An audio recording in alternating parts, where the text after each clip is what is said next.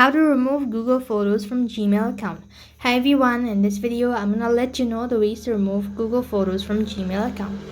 So to do this procedure, you just have to follow the steps. Now, Google Photos as well as Gmail account is one of the services provided by the Google itself, so it's a quite complicated procedure. However, you could go ahead and open up your Google Photos app and then you could go to Profile. Here, make sure to toggle the button and make sure to turn off backup and sync to the phone.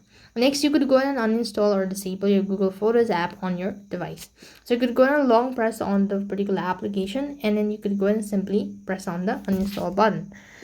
And when you've actually done that, you could go ahead and click on the OK button, and after that go ahead and delete after that you can go on deleting the pics one by one, and once you've deleted all the pics, you can empty the trash bin as well, which will not be able to restore your photos. So that's how you could go ahead and remove Google Photos from Gmail account. That's all for this video. I hope the video is helpful. Make sure to like, share and subscribe to our channel. Thank you for watching. See you in the next video.